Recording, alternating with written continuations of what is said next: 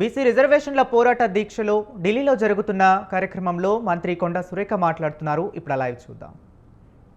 అడగలేదు, ఒక బీసీ మహిళకు ఎందుకు మంత్రి పదవి ఇవ్వలేదు అని అడగలేదు. ఈ రోజు తన ఉనికి చాటుకోవడానికి కొన్ని రోజులు జాగృతి నడిపింది, కొన్ని రోజులు బతుకమ్మ నడిపింది. ఈ రోజు తన ఉనికి చాటుకోవాలంటే బీసీ నినాదం పెట్టుకొని మాట్లాడుతూ ఉన్నది.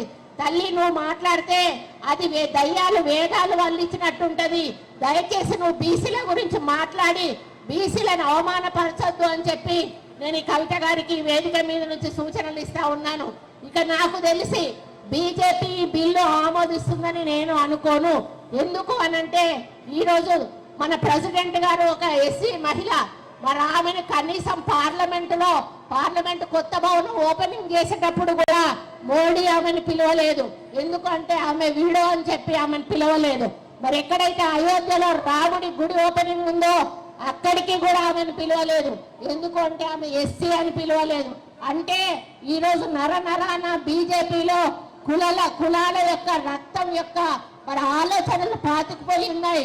అంటే ఇంకా ఎస్సీలు గుళ్ళకు రావద్దు, మరి విధవలు కొన్ని శుభకార్యాలకు రావద్దు అనేటువంటి మెంటాలిటీ ఈరోజు వాళ్ళల్లో ఉన్నది. అటువంటి వాళ్ళు బీసీలకు న్యాయం చేస్తారనేటువంటి నమ్మకం నాకు లేదు. కానీ ఒకటి మాత్రం నేను చెప్పగలుగుతా ఉన్నాను, మీరు ఇవ్వకపోతే ఈరోజు బీసీ ప్రజలు ఊరుకునే పరిస్థితిలో లేరు.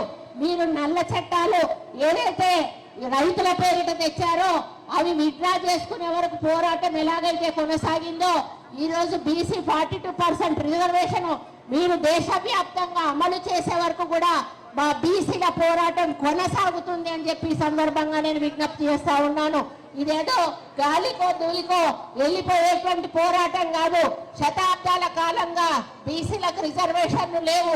ఈ రోజు మా నాయకుడు రేవంత్ రెడ్డి గారు ఓసీ అయి ఉండి కూడా ఈ రోజు ఆయన మా తెలంగాణలో శాస్త్రీయ పద్ధతిలో జనగణన కులగణన చేశారు. అదే పద్ధతిలో అన్ని రాష్ట్రాల్లో కూడా జనగణన కులగణన చెయ్యాలని చెప్పి సుప్రీంకోర్టు ఈరోజు ఆదేశాలు ఇచ్చింది. సెప్టెంబర్ ఆఖరిలో గల లోకల్ వార్డు ఎన్నికలు నిర్వహించాలని కూడా ఈరోజు ఆదేశాలు ఇచ్చింది. అయినా కూడా మరి నిమ్మకు నీరెత్తినట్టు ఈరోజు బీజేపీ ప్రభుత్వం చేస్తున్న మొండి వైఖరి మరి మనం ఎదుర్కోవాల్సి.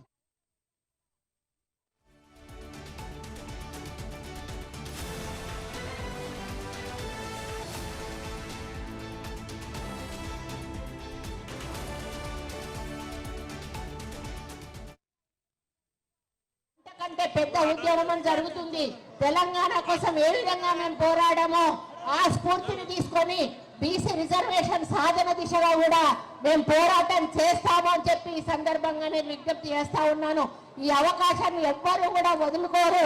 ఎందుకంటే మొన్న మల్లికార్జున ఖర్గే రాహుల్ గాంధీ గారి ముందట మనం తెలంగాణ బీసీ గణన ప్రజెంటేషన్ చేసినప్పుడు అక్కడ ఉన్నటువంటి ఇతర రాష్ట్రాల మరి ఎంపీలందరూ కూడా వాళ్ళల్లో ఒక జోష్ వచ్చింది. ఇది తెలంగాణలోనే ఎందుకు జరగాలి, మా రాష్ట్రాల్లో కూడా ఎందుకు జరగకూడదు, కాబట్టి మేము కూడా గొంతు విప్పుతాము, మా రాష్ట్రాల్లో కూడా ఇటువంటి కులగణన జనగణన జరగాలని పోరాటం చేస్తాము. కాబట్టి మొత్తంగా రాష్ట్ర వ్యాప్తంగా బీజేపీ దీనికి తప్పనిసరిగా ముందుకు రావాలి అని చెప్పి వాళ్ళందరూ కూడా మాట్లాడుకోవడం జరిగింది. కాబట్టి మన రాహుల్ గాంధీ గారు ఏదైతే మరి పోరాటం చేస్తా ఉన్నారో దేశవ్యాప్తంగా ఈ 42% రిజర్వేషన్ కోసం బీజేపీ తల వంచాల్సిందే. తప్పనిసరిగా ఈ యొక్క కులగణన జనగణన జరగాల్సిందే. రాబోయే ఎన్నికల్లో రిజర్వేషన్ ఇవ్వాల్సిందే. బీసీలను 42% మనకు అధికారం దక్కాల్సిందే. అన్నింటిలో కూడా దక్కాల్సిందే. మనం పోరాటం ఇలాగే కొనసాగించి సోషల్ జస్టిస్ మనకు వచ్చే వరకు కూడా మనం అందరం కూడా కలిసికట్టుగా ముందుకు పోవాలి. దీనికి వేదిక మీద ఉన్న హేమీలందరూ కూడా ఇక్కడ ఉన్నారు. ఇతర పార్టీల ఇతర రాష్ట్రాల నేతలు కూడా ఈ రోజు వచ్చి మనకు మద్దతు చెప్పిపోతా ఉన్నారు.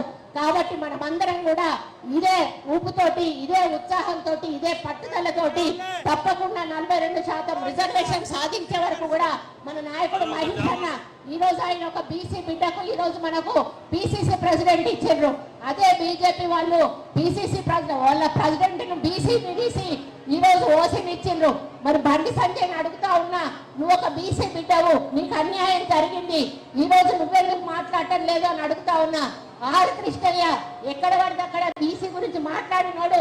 ఈ రోజంతా ఇది సైంటిఫిక్ గా జరగలేదు, ఇది కరెక్ట్ కాదు అని మాట్లాడుతూ ఉన్నాడు. అంటే నీకు ఎంపీ పదవి వచ్చింది, నీ ఎంపీ పదవి నువ్వు దక్కించుకోవాలి కాబట్టి నువ్వు బీసీల గురించి మాట్లాడావు. మరి ఇన్ని సంవత్సరాల నీ పోరాటం ఎక్కడ పోయింది అని అడుగుతా ఉన్నాను.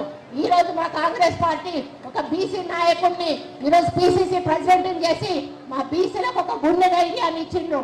ఈరోజు మహేష్ అన్న నాయకత్వంలో మేము బీసీలందరం కూడా తలెత్తుకొని ముందుకు వెళ్తా ఉన్నాము. కాబట్టి బీజేపీ కూడా తన చిత్తశుద్ధిని చూపించుకోవాల్సిన సమయం వచ్చింది. తప్పకుండా చూపించాలి. చూపించకపోతే చూపించే వరకు కూడా మేము వెంటాటి వేటాడతామని చెప్పి ఈ సందర్భంగా తెలియజేస్తూ మనమందరం కూడా ఇదే ఐక్యమత్యంతో ముందుకెళ్ళి 42% రిజర్వేషన్ సాధించే వరకు కూడా పట్టు వదలొద్దు అని తెలియజేసుకుంటూ సెలవు తీసుకుంటా ఉన్నాను. జై బీసీ. మరొకసారి ఢిల్లీ వేదికగా జంతర్ మంతర్ వేదికకు విచ్చేసిన ప్రదేశ్ కాంగ్రెస్ కమిటీ అధ్యక్షులు మహేష్ కుమార్ గారి పిలుపు మేరకు ఈ వేదిక మీదకు విచ్చేసినటువంటి గౌరవ మంత్రివర్యులు, శాసన సభ్యులు, శాసన మండలి సభ్యులు, కార్పొరేషన్ చైర్మన్లు, పిసిసి కార్యవర్గ సభ్యులు, అదేవిధంగా అశేషంగా ఈ సభకు తరలి వచ్చిన తెలంగాణ బీసీ బిడ్డలందరికీ కూడా మరొకసారి పేరు పేరున కృతజ్ఞతలు, అభినందనలు తెలియజేసుకుంటూ ఇప్పుడు తెలంగాణ ప్రదేశ్ కాంగ్రెస్ కమిటీ సాంస్కృతిక శాఖ ఆధ్వర్యంలో ఒక పాట పాడవలసిందిగా విజ్ఞప్తి.